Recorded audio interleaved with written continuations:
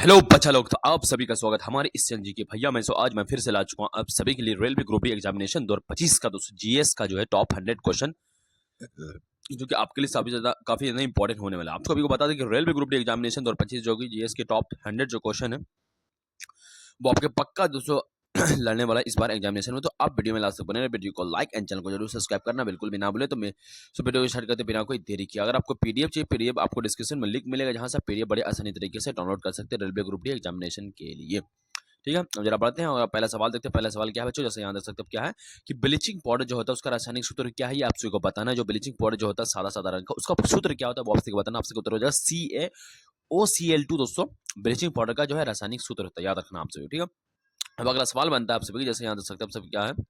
अगला सवाल है आप सभी का कि कौन सी गैस जो है पानी में नीला रंग घोल देती है। आप सभी को बताना है कि कौन सी गैस जो है पानी में नीला रंग घोल देती है। तो आपसे कहते हैं ब्लू पेट्रोल। ठीक है, ब्लू पेट्रोल जो है आप सभी का पानी में नीला रंग घोल देती है, याद रखना ब्लू पेट्रोल। ठीक है, और इसका कौन सी गैस घोल देती है आपसे बताओ CuSO4.5H2। ठीक है, आप सभी का ऑप्शन नंबर ए हो जाए। ठीक है, अब अगला सवाल तक अगला सवाल क्या है दोस्तों कि वॉशिंग सोडा का किसका हाइड्रेट है। आपसे वॉशिंग सोडा जो आप सभी को वो किसका हाइड्रेट है, तो आपसे बताएगा वो आपका NO2CO3 10H2O का दोस्तों वो हाइड्रेट है। ठीक है, उसका हाइड्रेट है कौन, NO2CO3 10H2O दोस्तों उसी का हाइड्रेट है कौन, वॉशिंग सोडा, याद रखना। ठीक है, अब अगला सवाल की तरफ बढ़ जाए। अगला सवाल क्या बच्चों आप सभी का अगला सवाल बनता है कि कौन सी गैस जो वो सोडा वाटर में मिलाई जाती है। आप सभी को बताना है कौन सी गैस जो वो सोडा वाटर में मिलाई जाती है। तो आप सभी को उत्तर हो जाएगा सोडा वाटर में आप सभी का क्या मिलाई जाती है, वो मिलाई जाती है CO2 गैस मिलाई जाती है। ठीक है, अब जरा अगला सवाल की तरफ बढ़ जाए। अगला सवाल क्या है कि ग्रीन पेट्रोल क्या है, ये आप सभी बताना ग्रीन पेट्रोल क्या है। तो आपसे उत्तर है ग्रीन पेट्रोल जो आप सभी का FeSO4 7H2O है। ठीक है, ग्रीन पेट्रोल क्या है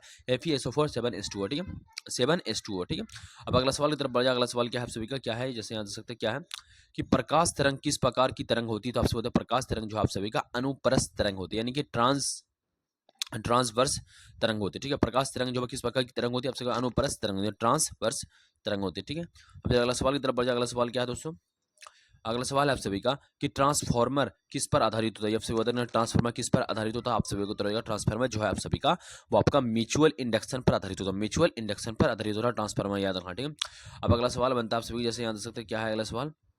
अगला सवाल है दोस्तों कि sound can not travel in the vacuum, इसका क्या कारण है, इसका क्या कारण है। ठीक है, sound can not travel in vacuum, इसका क्या कारण है। तो आपसे उत्तर होगा वो जो है ध्वनि तरंग यांत्रिकी, याद रखना। ठीक है, ध्वनि तरंग यांत्रिकी। ठीक है, अगला सवाल बनता है आप सभी जैसे यहाँ देख सकते हैं क्या सवाल है कि न्यूटन का यूनिवर्सल ग्रेविटेशनल कांस्टेंट का मान SI में कितना होता है। आपसे बताइए न्यूटन का यूनिवर्सल ग्रेविटेशनल कांस्टेंट का मान जो है SI में कितना होता है। आपसे बताएगा 6.67 गुना 10⁻⁻11 mn square into kg square, ये होता है सूत्र यूनिवर्सल ग्रेविटेशनल कांस्टेंट का मान SI में, याद रखना। ठीक है, अब अगला सवाल बनता है दोस्तों कि पास्कल किसका मात्रक है। आपसे बताने पास्कल जो है आपसे किसका मात्रक, तो आपसे बताएगा दाब का मात्रक क्या है, पास्कल, याद रखना। दाब का मात्रक क्या है, पास्कल। ठीक है, अब अगला सवाल बनता है आपसे जैसे यहाँ सकते क्या है कि मानव शरीर में पाचन कहाँ से शुरू होता है। आपसे बताना कि मानव शरीर है उसका पाचन कहाँ से शुरू होता है। आपसे बताएगा मुंह से दोस्तों मानव शरीर का पाचन शुरू हो जाता है, याद रखना। ठीक है, अगला सवाल बनता है आप सभी का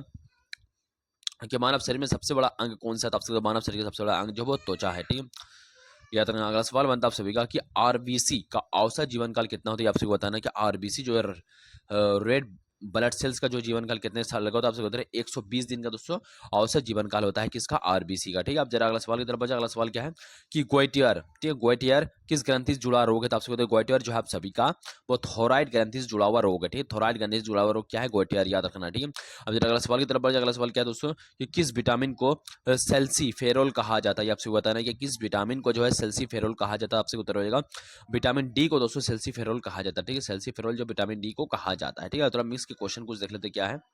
सो पहला सवाल आपसे बनेगा कि किस धातु को क्यूक सिल्वर कहते हैं। तो आप सभी को बताते हैं किस धातु को क्यूक सिल्वर कहते हैं। तो आप सभी मरकरी को दोस्तों क्यूक सिल्वर कहा जाता है। ठीक है, अब अगला सवाल की तरफ बचा। अगला सवाल क्या बच्चों कि सूर्य का मुख्य घटक क्या है। आप सभी बताना सूर्य का मुख्य घटक जो है आप सभी का वो आप सभी का हाइड्रोजन हो जाएगा। ठीक है, हाइड्रोजन सूर्य का सबसे मुख्य घटक। ठीक है, अगला सवाल बनता है कि विद्युत बल्ब का फिलामेंट किस धातु का होता है। आपसे विद्युत बल्ब का फिलामेंट जो आप सभी का टंगस्टन का होता है। ठीक है, टंगस्टन का दोस्तों विद्युत फिलामेंट वो होता है। ठीक है, अगला सवाल बनता है आप सभी का जैसे यहाँ देख सकते हैं कि किसे फादर ऑफ जेनेटिक्स कहा जाता है। तो आपसे बताना है कि फादर ऑफ जेनेटिक्स किसे कहा जाता है। तो आपसे बताएगा फादर ऑफ जेनेटिक्स जो आपसे मेंटल को कहा जाता है, मेंडल को कहा जाता है। ठीक है, मेंडल को दोस्तों फादर ऑफ जेनेटिक्स कहा जाता है। ठीक है, आप सभी को बताना कि चंद्रमा पर वजन कितना होता है, आप सभी को बता दें चंद्रमा पर वजन जो है पृथ्वी से 1/6 गुना होता है वजन चंद्रमा पर, ठीक है। अब जरा अगला सवाल बनता है आप सभी, जैसे यहाँ से क्या है सवाल कि न्यूक्लियर, ठीक है, न्यूक्लियर फ्यूजन सर्वप्रथम किस पर किया गया था, तो आप सभी न्यूक्लियर फ्यूजन जो है आप सभी का सर्वप्रथम जो किया गया था वो यूरेनियम 235 पर किया गया था, ठीक। न्यूक्लियर फ्यूजन जो है आप सभी सर्वप्रथम किस पर किया गया था, यूरेनियम 235 पर किया गया था, ठीक। अब अगला सवाल बनता है आप सभी का कि किस गैस का प्रयोग गुब्बारों में किया जाता है, आप सभी को बताना है। तो किस गैस का प्रयोग जो आप सभी गुब्बारों में किया जाता है, आप सभी को गुब्बारों में जो आप सभी का हीलियम का प्रयोग किया था, ठीक। गुब्बारा जो फुलाने के लिए जो इस्तेमाल किया था वो हीलियम गैस का प्रयोग किया जाता है, ठीक है। अब अगला सवाल उत्तर बता, अगला सवाल क्या है कि किस धातु को स्ट्रेटेजिक मेटल कहा जाता है, तो आपसे बताते हैं किस धातु को स्ट्रेटेजिक मेटल कहा जाता है, तो सबसे टाइटेनियम को दोस्तों स्ट्रेटेजिक मेटल कहा जाता है, ठीक है। टाइटेनियम को दोस्तों स्ट्रेटेजिक मेटल कहा जाता है, याद रखना है आप सभी को इस चीज को, ठीक है। अगला सवाल बनता है आप सभी का कि गीगर मूलर काउंटर किसे मापने के लिए प्रयोग होता है, जब गीगर मूलर काउंटर किसे मापने के लिए प्रयोग होता है, तो आप सभी को बीकी विकिरण को दोस्तों यानी रेडिएशन को दोस्तों मापने के लिए जो है प्रयोग होता है गीगर मूलर काउंटर का प्रयोग होता है, याद रखना, ठीक है। अब अगला सवाल बनता है कि किसे रेड प्लैनेट कहा जाता है, ये आपसे बताना है कि किसे रेड प्लैनेट कहा जाता है, आपसे उत्तर मतलब मार्स को यानी कि मंगल ग्रह को दोस्तों लाल ग्रह भी कहा जाता है, याद रखना क्योंकि उसका रंग थोड़ा लाल ग्रह का होता है, ठीक है। अब जरा थोड़ा सा केमिस्ट्री के सवाल देखते हैं। केमिस्ट्री के सवाल क्या है कि पीरियोडिक टेबल में कौन सा नियम तत्वों की आवधिकता को समझाता है, ठीक है। पीरियोडिक टेबल में कौन सा नियम जो तत्वों की आवधिकता को समझाता है, तो आपसे बता दें मोसले का लॉ दोस्तों, यानी मोसले का नियम जो है पीरियोडिक टेबल में जो है नियम तत्वों की आवधिकता को समझाता है, याद रखना, ठीक है। अब अगला सवाल बनता है दोस्तों कि एलोट्रॉफी का सर्वोत्तम उदाहरण कौन है, तो आपसे बता दें एलोट्रॉफी का सर्वोत्तम उदाहरण जो आप सभी का सल्फर है, ठीक है। एलोट्रॉफी का सर्वोत्तम उदाहरण कौन है, सल्फर है, याद रखना, ठीक है। अगला सवाल बनता है दोस्तों कि हैबर प्रोसेस में कैलेस्टिक के रूप में किसका उपयोग होता है, तो आपसे बता दें कि हैबर प्रोसेस कैलेटिक्स में दोस्तों उपयोग जो होता है वो Fe+MO का उपयोग होता है, याद रखना, ठीक है। अब जरा अगला सवाल की तरफ बढ़ता है। अगला सवाल क्या है बच्चों, जैसे याद रख सकता है, अगला सवाल क्या है कि गिलास वास्तव में किस प्रकार का पदार्थ, तो आपसे बता दें गिलास जो है वास्तव में आप सभी का कैसा पदार्थ है, एम्फोर्सिस सॉलिड पदार्थ है, ठीक है। अब अगला सवाल बनता है आप सभी का कि बोरोन रिंग टेस्ट किसके लिए होता है, आपसे बता दें बोरोन रिंग टेस्ट किसके लिए होता है, तो आपसे बता दें बोरोन रिंग टेस्ट जो है आप सभी का वो नाइट्रेट आयन के लिए होता है, ठीक है। अब अगला सवाल बनता है आप सभी का फिजिक्स का सवाल है, जैसे देख सकते हैं फिजिक्स का सवाल क्या है, बड़ा अच्छा सवाल है, क्या है कि क्वांटम मैकेनिक्स, ठीक, क्वांटम मैकेनिक्स में हाइंसबर्ग अनसर्टेनिटी पार्टिकल का क्या बताता है, तो आपसे बता दें वो आपका बताता है ऑप्शन नंबर बी, यानी कि संवेग और स्थिति का एकमात्र सटीक मापन असंभव है, ठीक है। अब अगला सवाल बनता है आप सभी, जैसे यहाँ देख सकते हैं क्या है कि सुपर कंडक्टर पदार्थों का मुख्य गुण क्या है, आपसे बता दें सुपर कंडक्टर पदार्थों का मुख्य गुण क्या है, ये आप सभी को बताना है। तो सुपर कंडक्टर पदार्थों का मुख्य गुण जो है आप सभी क्या है, शून्य प्रतिरोध, शून्य प्रतिरोध इसका मुख्य गुण है, ठीक है। अब अगला सवाल बनता है आप सभी का कि फोटो इलेक्ट्रिक इफेक्ट की खोज किसने की थी, आप सभी को बताएंगे फोटो इलेक्ट्रिक इफेक्ट की खोज जो है आप सभी का जो की था वह हर्ट्ज ने की थी, हर्ट्ज ने की थी, ठीक है। हर्ट्ज नहीं दी थी, मगर इसका सिद्धांत जो है वो आइंस्टाइन ने दिया था, याद रखना आपसे, ठीक है। ये चीज भी आपको याद रखना, ठीक है। अगला सवाल बनता है आप सभी को किस तरंग में पोलरिज्म पोलराइजेशन पोलराइजेशन संभव है, तो आपसे बता दें किस तरंग में पोलराइजेशन संभव है, तो आपसे उत्तर जो होगा आप सभी का अनुप्रस्थ तरंग होगा, ठीक है। अब अगला सवाल बनता है आप सभी का कि लेजर का फुल फॉर्म क्या है, आप सभी को बताना है कि लेजर का फुल फॉर्म क्या है, तो आपसे बता दें लेजर का फुल फॉर्म जो है आप सभी का क्या है कि light amplification by the stimulated और stimulated emission of the radiation, ये इसका फुल फॉर्म होता है लेजर का, याद रखना, ठीक है, यानी ऑप्शन नंबर ए। अगला सवाल बनता है दोस्तों कि आप सभी का हेमोफीलिया किस प्रकार की बीमारी है, तो आपसे कहते हैं हेमोफीलिया जो आप सभी का वो आपका जेनेटिक बीमारी, ठीक, जेनेटिक बीमारी है, ठीक, याद रखना आपसे, जेनेटिक बीमारी, ठीक। अगला सवाल बनता है दोस्तों कि नेफ्रॉन्स किस अंग की इकाई, तो आपसे नेफ्रॉन्स जो है आप सभी का गुर्दा की इकाई, ठीक, गुर्दा की इकाई यानी कि किडनी की इकाई, ठीक है। अगला सवाल बनता है आप सभी का कि सिकल सेल एनीमिया किसके कारण होता है, तो सिकल सेल एनीमिया जो है आप सभी का सिकल सेल एनीमिया जो आप सभी का हेमोग्लोबिन जेने मोटेशन के कारण होता है, ठीक है। अगला सवाल बनता है आप सभी का कि डीएनए का डबल हेलिक्स संरचना किसने दिया, तो आपसे बता डीएनए का डबल हेलिक्स संरचना जो आप सभी का वाटसन और क्रिक ने दिया, ठीक, वाटसन और क्रिक ने दिया, ठीक है। अगला सवाल बनता है बच्चों आप सभी का क्या है कि इंसुलिन कहाँ स्रावित होता है, आप सभी बताते हैं इंसुलिन जो आप सभी कहाँ स्रावित होता है, वो आप सभी को जो स्रावित होता है वो आप सभी का कहाँ स्रावित होता है आपसे बताना, तो आपसे कहते हैं पेनक्रियास के बेटा सेल में दोस्तों इंसुलिन स्रावित होता है, ठीक है। अगला सवाल मिक्सर में स्रावित देख लो, थोड़ा एडवांस सवाल सब है आप सभी के लिए, क्या है कि हाइड्रोजन का जो बम है कि वो किस सिद्धांत पर आधारित होता है, आपसे बताना हाइड्रोजन का बम जो है आपसे न्यूक्लियर फ्यूजन के सिद्धांत पर जो है आधारित होता है, ठीक है, याद रखना आप सभी को। अब जरा अगला सवाल की तरफ बढ़े। अगला सवाल क्या है दोस्तों कि रेडियोधर्मिता की खोज किसने की थी, आपसे बताते हैं रेडियोधर्मिता की खोज जो आप सभी का बेक्वेरेल ने की थी, रेडियोधर्मिता की खोज, ठीक है।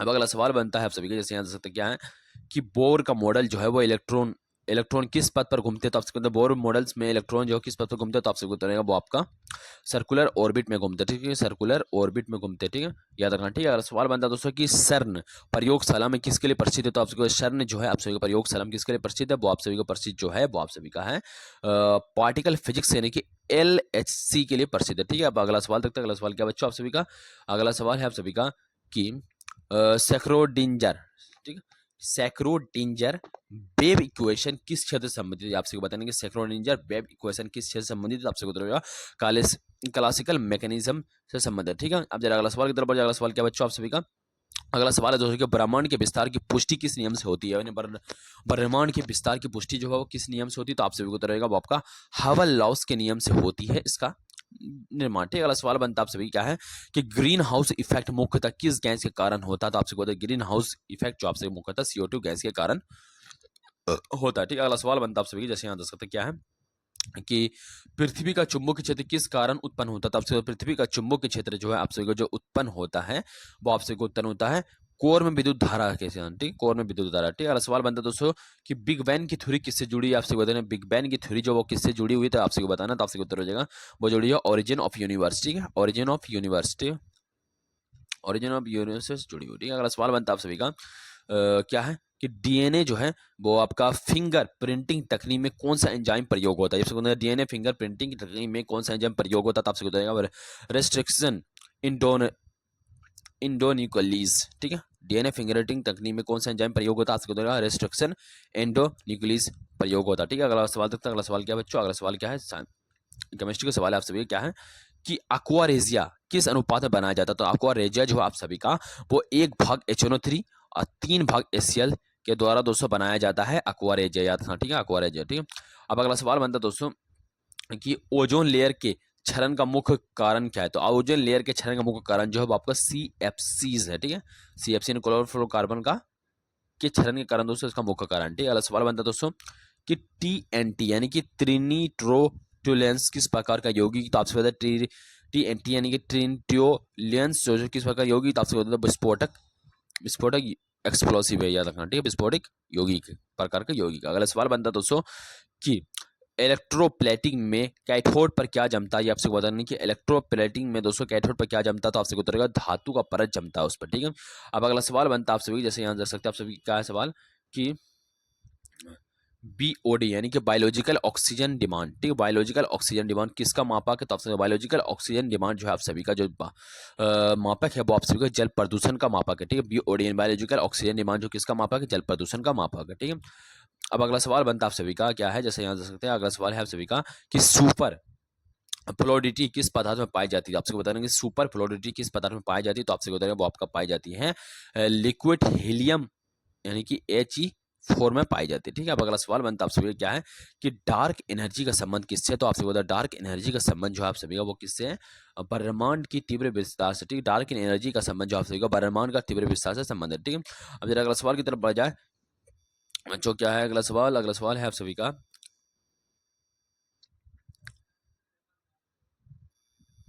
काफी लंबा चौड़ा सवाल है कि किस वैज्ञानिक ने कहा था कि massless particle light travels always at c, ठीक है, massless particle light travels always at c, तो आपसे आइंस्टाइन ने कहा था, ठीक है, याद रखना आप, ठीक है। अब अगला सवाल बनता है, अगला सवाल क्या है जैसे देख लेते क्या है कि सवाल है आप सभी का कि किस तरंगदैर्घ्य पे मानव आंख सबसे संवेदनशील होती है, तो आपसे बता किस तरंगदैर्घ्य पे मानव आंख सबसे अधिक संवेदनशील होती है, तो आप सभी को उत्तर हो जाएगा यहाँ पे 550 NM में, ठीक है, 550 NM में, ठीक है। अब अगला सवाल की तरफ बढ़ जाए, अगला सवाल देखते बच्चों क्या है अगला सवाल कि एक्सरे खोज की गई थी, किस पर खोज की गई थी, आपसे बताना एक्सरे जो है वो किस पर खोज की गई, तो आपसे बता वो आपका डिस्चार्ज ट्यूब एक्सपेरिमेंट पर इसकी खोज की गई थी, ठीक है। अब जरा अगला सवाल की तरफ बढ़ा जाए, अगला सवाल क्या बच्चों आप सभी का कि प्रियोन्स किससे बने होते हैं, आपसे बताना प्रियोन्स किससे बने होते हैं, तो आपसे बताएगा प्रियोन्स जो आप सभी का केवल प्रोटीन से बने होते हैं, ठीक है। अब अगला सवाल की तरफ बढ़ते हैं दोस्तों कि मानव शरीर का पीस मेकर किसे कहते हैं, तो मानव शरीर का पीस मेकर जो आप सभी का कहा जाता है वो आप सभी का ऐसे नोट को कहा जाता है, ठीक, ऐसे नोट को पीस मेकर कहा जाता है भारत का, ठीक, मतलब शरीर का, ठीक। अगला सवाल है दोस्तों, मायोपिया रोग का कारण क्या, तो आपसे कहते हैं मायोपिया रोग का कारण जो आप सभी का वो क्या है, लेंस अधिक उभरा होना, ठीक है, लेंस अधिक उभरा होना तो मायोपिया का रोग का कारण, ठीक है। अगला सवाल बनता है आप सभी का कि क्लोनिंग का प्रथम सफल प्रयोग किस पशु पर हुआ था, तो क्लोनिंग का प्रथम सफल प्रयोग जो है आप सभी का हुआ था वो आपका भेड़ यानी कि डॉली पे हुआ था, भेड़ जिसका नाम था डॉली थे, डॉली पे हुआ था, ठीक, क्लोनिंग का सबसे प्रथम प्रयोग, ठीक है। अगला सवाल बनता है आप सभी का कि किसे सुसाइडल बैग ऑफ सेल कहा जाता था, आपसे बता दें कि वो आपका किसको कहा था, माइटोकॉन्ड्रिया को कहा जाता, ठीक है, सॉरी लाइसोसोम को कहा जाता, ठीक है। अगला सवाल बनता है आप सभी का, क्या मिक्स का क्वेश्चन है, क्या है दोस्तों कि कार्बन डेटिंग किसके निर्धारण के लिए होता है, तो आपसे बता दें कार्बन डेटिंग जो है आप सभी का वो आपका कार्बनिक पदार्थ की आयु निर्धारण के लिए होता है, ठीक, कार्बन डेटिंग किसके लिए निर्धारण के लिए होता है, तो आपसे बता दें कार्बनिक पदार्थ के आयु के निर्धारण के लिए होता है कार्बन डेटिंग, याद रखना, ठीक है। अब अगला सवाल बनता है आप सभी जैसे यहाँ दे सकते हैं, क्या है कि किसे फादर ऑफ मॉडर्न केमिस्ट्री कहा जाता है, तो आपसे बता फादर ऑफ मॉडर्न केमिस्ट्री जो कहा जाता है वो आपसे लेवोजियर को कहा जाता है, लेवोजियर का दोस्तों फादर ऑफ मॉडर्न केमिस्ट्री कहा जाता है, ठीक है। अगला सवाल बनता है दोस्तों कि क्वार्क किसका मूल कण है, तो आपसे बता क्वार्क जो आप सभी का वो प्रोटॉन और न्यूट्रॉन का मूल कण है, ठीक है, क्वार्क जो है किसका मूल कण है, तो आपसे बताएगा प्रोटॉन और न्यूट्रॉन का दोस्तों वो मूल कण है, ठीक है। अब अगला सवाल बनता है दोस्तों कि किस गैस को मार्स गैस कहते हैं, तो आपसे बता किस गैस को मार्स गैस कहते हैं, तो आपसे बता CH4 गैस को दोस्तों मार्स गैस कहते हैं, ठीक है, याद रखना, ठीक है, CH4 गैस को दोस्तों मार्स गैस कहते हैं, ठीक है। अगला सवाल बनता है आप सभी का कि ह्यूमन जेनोम प्रोजेक्ट का उद्देश्य क्या था, तो आपसे बताते हैं ह्यूमन जेनोम प्रोजेक्ट का उद्देश्य जो था वो आपसे क्या था, संपूर्ण DNA का अनुक्रमण, ठीक है, संपूर्ण DNA का अनुक्रमण दोस्तों वो आपका ह्यूमन जेनोम प्रोजेक्ट का उद्देश्य था, ठीक है, सीक्वेंसिंग, याद रखना, ठीक है। अब अगला सवाल की तरफ बढ़ा जाए, अगला सवाल क्या दोस्तों, ध्वनि की तीव्रता का मात्रक क्या था, आपसे बताएं ध्वनि की तीव्रता का मात्रक जो आपका डेसिबल है, ठीक है, डेसिबल है उसके मात्रक, ठीक है। अगला सवाल बनता है कि क्रायोजेनिक्स विज्ञान किससे जुड़ा हुआ, तो क्रायोजेनिक्स विज्ञान जो आप सभी का वो आपका जुड़ा हुआ किससे है, वो आपका जुड़ा हुआ निम्न तापमान से जुड़ा हुआ, ठीक है। अब अगला सवाल की तरफ बढ़ा जाए, अगला सवाल क्या बच्चों आप सभी का कि MRI यानी कि मैग्नेटिक रेजोनेंस इमेजिंग किस सिद्धांत पर आधारित, तो आपसे बता रहे वो आपका जो सिद्धांत पर आधारित वो क्या है, न्यूक्लियर मैग्नेटिक रेजोनेंस पर आधारित है, याद रखना, ठीक है। अगला सवाल बनता है दोस्तों कि रेड डाटा बुक में क्या दर्ज किया जाता है, तो आप आपको बता दें रेड डाटा बुक में जो दर्ज किया जाता है वो आपका क्या देते हैं, लुप्त प्राय जीव जंतु दर्ज किया जाता है, ठीक है। अगला सवाल है बच्चों आप सभी का कि रेड डाटा बुक में क्या दर्ज किया जाता है, तो आपसे बता रहे रेड डाटा बुक में जो आप सभी का लुप्त प्राय जीव जंतु को जो है दर्ज किया जाता है, ठीक है। अब अगला सवाल बनता है दोस्तों कि किसे गॉड पार्टिकल कहा जाता है, आपसे पता नहीं किसे गॉड पार्टिकल कहा जाता है, आपसे गॉड पार्टिकल जो आप सभी का वो हिग्स बोसन को दोस्तों गॉड पार्टिकल कहा जाता है, ठीक है। सवाल बनता है आप सभी का केमिस्ट्री से सवाल है आप सभी का कि जियोलाइट का प्रयोग किसके लिए किया जाता है, आपसे पता है जियोलाइट का प्रयोग जो आप सभी का जल की कठोरता को दूर करने के लिए किया जाता है, जियोलाइट का प्रयोग। अगला सवाल बनता है दोस्तों कि वकीवाल यानी कि C60 किस प्रकार का यौगिक था, आप सभी वकीवाल जो है आप सभी का वो फ्लोरेंस प्रकार का यौगिक है, ठीक है। अब अगला सवाल बनता है आप सभी का क्या है कि ले चार्टेलियर्स प्रिंसिपल किससे संबंध है, आपको बता दें ले चार्टेलियर्स प्रिंसिपल जो है आप सभी का वो संबंध है वो आपका संतुलन इक्विलिब्रियम से, ठीक है, याद रखना, ठीक है। अगला सवाल बनता है आप सभी का कि ओलियम का रासायनिक सूत्र क्या है, ओलियम का रासायनिक सूत्र क्या है आपसे को बताना है, तो ओलियम का जो रासायनिक सूत्र है वो आप सभी का क्या है H2SO4.SO3, ठीक है, H2SO4.SO3, ठीक है। अब अगला सवाल बनता है आप सभी का कि लीड चैम्बर प्रोसेस और कॉन्ट्रैक्ट प्रोसेस, ठीक है, लीड चैम्बर प्रोसेस और कॉन्टैक्ट प्रोसेस किसके उत्पादन से जुड़ी है, तो आपसे बताए वो आपका किससे उत्पादन जुड़ी है, आपको सल्फ्यूरिक एसिड के उत्पादन से जुड़ी है, ठीक है, सल्फ्यूरिक एसिड से जुड़ी है, ठीक है। अगला सवाल बनता है आप सभी का क्या बोलते हैं फिजिक्स का सवाल है आप सभी का क्या है कि डी ब्रोगली हाइपोथेसिस, ठीक है, डी ब्रोगली हाइपोथेसिस के अनुसार इलेक्ट्रॉन की तरंग दैर्घ्य किससे निर्धारित होता है, आपसे बता डी ब्रोगली हाइपोथेसिस के अनुसार इलेक्ट्रॉन की तरंग दैर्घ्य जो है आप सभी का वो किससे निर्धारित होता है, वो आपका संवेग से निर्धारित होती है, ठीक है, ठीक है। किसे फादर ऑफ न्यूक्लियर फिजिक्स कहा जाता था, बता दें किसे फादर ऑफ न्यूक्लियर फिजिक्स कहा जाता है, वो आपसे बता दें रदरफोर्ड को दोस्तों फादर ऑफ न्यूक्लियर फिजिक्स कहा जाता है, ठीक है, किसे फादर ऑफ न्यूक्लियर फिजिक्स कहा जाता है, रदरफोर्ड को, ठीक है। अगला सवाल बनता है दोस्तों क्रिटिकल एंगल की परिभाषा क्या है, तो क्रिटिकल एंगल की जो परिभाषा है वो क्या है पूर्ण आंतरिक परावर्तन यानी कि वह कोण जो अपवर्तन समाप्त होकर पूर्ण आंतरिक परावर्तन शुरू होता है, ठीक है, यानी वह कोण जहां अपवर्तन समाप्त होकर पूर्ण आंतरिक परावर्तन शुरू होता है, ठीक है। अब अगला सवाल बनता है आप सभी का कि किस कण का कोई आवेश नहीं होता लेकिन द्रव्यमान होता है, आपको बताना किस कण का कोई आवेश नहीं होता लेकिन द्रव्यमान होता है, तो आपसे बताते हैं न्यूट्रॉन का दोस्तों कण का जो है कोई आवेश नहीं होता लेकिन उसका द्रव्यमान होता है, ठीक है। अब अगला सवाल बनता है दोस्तों कि क्यूरी किसका मात्रक, ये आपसे बताना है क्यूरी जो है आपसे वो किसका मात्रक, तो आपसे बताए विकिरण का दोस्तों रेडियो एक्टिविटी, यानी कि क्यूरी किसका मात्रक, तो आपसे बताए विकिरण यानी कि रेडियो एक्टिविटी का वो मात्रक है, ठीक है। अब अगला सवाल बनता है आप सभी का क्या है, अगला सवाल है दोस्तों कि ट्यूबुलर क्लोसिस यानी कि टीबी किस जीवाणु से होता था, टीबी जो है आप सभी का वो आपका माइकोबैक्टीरियम ट्यूबरकुलोसिस के कारण दोस्तों जीवाणु से दोस्तों टीबी होता है, याद रखना, ठीक है। अगला सवाल बनता है दोस्तों कि कौन सा हार्मोन दोस्तों फाइट या फ्लाइट प्रतिक्रिया के लिए जिम्मेदार है, तो आपसे बताते कौन सा हार्मोन फाइट और फ्लाइट प्रतिक्रिया के लिए जिम्मेदार है, तो आपसे बताइए एड्रेनलिन दोस्तों हार्मोन ऐसा है जो कि फाइट और फ्लाइट प्रतिक्रिया के लिए जिम्मेदार है, ठीक है। अब अगला सवाल की तरफ बढ़े, अगला सवाल क्या दोस्तों कि रक्त में डब्ल्यूबीसी का मुख्य कार्य क्या है, तो आपसे बताइए रक्त में डब्ल्यूबीसी का मुख्य कार्य जो है आप सभी का रक्त प्रतिरोधक क्षमता, ठीक है। रक्त में डब्ल्यूबीसी का मुख्य कार्य क्या है, रक्त प्रतिरोधक क्षमता, ठीक है। अब अगला सवाल बनता है दोस्तों क्रिप्स साइकिल, ठीक, क्रिप्स साइकिल कहाँ होती है, क्रिप्स साइकिल जो आप सभी का वो आपका माइटोकॉन्ड्रिया मैट्रिक्स में होती है, ठीक, माइटोकॉन्ड्रिया मैट्रिक्स में होती है, ठीक है। अगला सवाल बनता है दोस्तों कि एटीपी को ऊर्जा की मात्रा यानी कि एटीपी को ऊर्जा की मुद्रा यानी कि एनर्जी करेंसी क्यों कहते हैं, तो आपसे बताया एटीपी को ऊर्जा की मुद्रा यानी एनर्जी करेंसी इस वजह से कहते हैं क्योंकि यह ऊर्जा जो है यह ऊर्जा संग्रह और आपूर्ति दोनों करती है, ठीक है, याद रखना, ठीक है, यह ऊर्जा संग्रह और आपूर्ति दोनों करती है, ठीक है। अगला सवाल मिक्स से सवाल है क्या है कि किसे फादर ऑफ मॉडर्न एस्ट्रोनॉमी कहा जाता है, तो आपसे बताते हैं किसे यानी कि मॉडर्न एस्ट्रोनॉमी का पिता कहा जाता है, आपसे बताते हैं गैलीलियो को दोस्तों फादर ऑफ मॉडर्न एस्ट्रोनॉमी कहा जाता है, ठीक है। अगला सवाल बनता है दोस्तों कि सर्न की प्रयोगशाला कहाँ स्थित है, आप सर्न की प्रयोगशाला जो है आप सभी के यानी CERN का जो है प्रयोगशाला कहाँ स्थित है, वो आपका स्विट्जरलैंड में स्थित है, ठीक है। अब अगला सवाल बनता है दोस्तों कि हिग्स बोसन की खोज किस प्रयोगशाला में हुई थी, आप सभी हिग्स बोसन की खोज जो आप सभी का सर्न यानी कि LHC प्रयोगशाला में हुई थी, ठीक है। अब अगला सवाल बनता है आप सभी क्या है कि किस सिद्धांत के अनुसार ऊर्जा का ना तो निर्माण हो सकता है ना ही विनाश हो सकता है, तो आपसे इधर वो आपका उष्मागतिकी का प्रथम नियम के अनुसार दोस्तों ऊर्जा का ना तो निर्माण हो सकता है ना ही विनाश हो सकता है, ठीक है, याद रखना आप सभी का। अगला सवाल बनता है आप सभी का क्या है, अगला सवाल है कि डीएनए में mRNA बनने की प्रक्रिया को क्या कहता है, डीएनए से mRNA बनने की प्रक्रिया को कहा जाता है ट्रांसक्रिप्शन, ठीक, ट्रांसक्रिप्शन कहते हैं, याद रखना, ठीक है। अगला सवाल बनता है दोस्तों कि इवेंट हॉरिजन किससे जुड़ा हुआ, तो इवेंट हॉरिजन जो है आप सभी का वो ब्लैक होल से जुड़ा हुआ, ठीक, इवेंट हॉरिजन किससे जुड़ा हुआ, ब्लैक होल से जुड़ा हुआ, ठीक है। अगला सवाल बनता है दोस्तों कि एंट्रोपी किसका मापा कि ताकि एंट्रोपी है जो आप सभी को मापा जब वो आपका अव्यवस्था यानी डिसऑर्डर या अव्यवस्था से एंट्रोपी का मापा, ठीक है। अगला सवाल बनता है आप सभी का कि मानव शरीर में लार्जेस्ट एंड्रोस्किप ग्लैंड कौन सी है, तो आपसे बताए मानव शरीर में लार्जेस्ट एंडोस्रीन ग्लैंड जो है आपसे का थायराइड है, ठीक है, याद रखना आप सभी का। अगला सवाल बनता है आप सभी का कि डॉपलर इफेक्ट किससे संबंधित, आपसे बताए डॉपलर इफेक्ट जो आप सभी का तरंग की आवृत्ति परिवर्तन से संबंधित, ठीक है, क्या है डॉपलर का जो इफेक्ट है वो किससे संबंधित है, वो आपका तरंग की अपवर्ती परिवर्तन से संबंधित, ठीक है। अगला सवाल बनता है आप सभी का कि किसे थ्योरी ऑफ एवोल्यूशन का जनक कहा जाता है, तो आपको बताते किसे थ्योरी ऑफ एवोल्यूशन का जनक कहा जाता है, वो आपका डार्विन को दोस्तों थ्योरी ऑफ एवोल्यूशन का जनक कहा जाता है, डार्विन को, याद रखना, डार्विन को दोस्तों थ्योरी ऑफ एवोल्यूशन का जनक कहा जाता है।